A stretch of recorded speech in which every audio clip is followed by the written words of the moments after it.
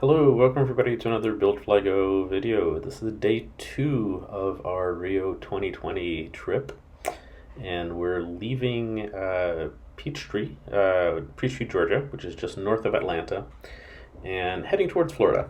I want to say it was about a 3-hour flight overall. We stopped to get a little bit of fuel on our way. We could have done it nonstop, but we just sort of wanted to get out of the airplane and stretch our legs. And I'll tell you about that stop in a minute. So here we are departing. We just got in the airplane, turned all the cameras on. The folks at EPS Aviation were very nice and took care of us. Made sure the plane was okay overnight. And so we depart from Peachtree and head southeast, sort of around the Atlanta Bravo airspace, sort of under the Bravo airspace. They did not want us to enter the Bravo, so they to put it nicely, just ignored me every time I asked for higher, which would get us into the Bravo. But that's fine. So we headed southeast. Very pretty out there. Starting to warm up. We're really enjoying that it's starting to warm up, and it's we came from very, very cold, 10 negative Celsius in Wisconsin, to now we're in the positives, which is very nice. So heading towards Keystone Airpark in Florida. And Keystone Airpark has the Patty Wagstaff aerobatics school. So it was an interesting stop. The aerobatics box was active, so we landed on runway 5, which is just outside the aerobatics box. And as we fueled up, we got to watch some folks practice up above us. It was quite cool. And there were three extra 300s just on the ramp, that were being used for aerobatics practice, and it was sort of a fun stop. Cheap fuel too. That never hurts. Under $4 a gallon. This is probably going to be some of the last cheap fuel we see on this trip for under $4. We expect today is going to be high $4, as is to be expected at a big busy airport, and then through the Bahamas we're expecting to be paying $6, $7, $8, and Brazil is definitely going to be $8, $9, $10 a gallon. So that's where all of our piggy bank money is going on this trip, is really paying for fuel. But just up ahead you can see a couple of those extras, and yeah, well, maybe you could have seen them. And a couple of other big airplanes. I don't know why those big airplanes were there, but they were there.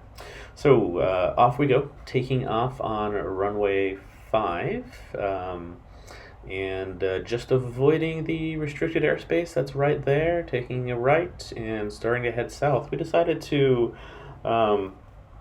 actually cut a quick left here at one point and just go straight towards the coast, because it would be much prettier, much more fun flight to see the water and really get a feel for what we have ahead of us.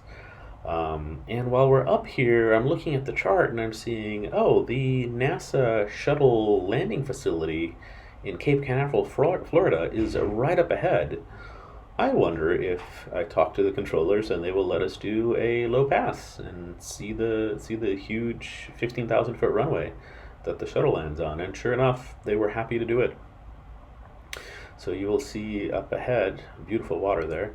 We're cutting back inland, and up ahead the runway is the actual runway that the space shuttle lands on. You can see it coming up now. It's huge and it's long, and you may notice when we come to the end of the runway, we're coming down about 500 feet. We come to the end of the runway, there's a huge airplane over there. It's an Antonov that NASA uses to move space shuttle parts around. So there's an Antonov that was just parked at the end of the runway, and they were unloading it with, some space bits. We did 2 passes, and you can see the buildings like on the left there, the big NASA buildings where they put the space shuttle together and all that kind of stuff. And just below us here is the visitor center. You'll see, you can just sort of barely see at the parking lot where where Atlantis is currently stored.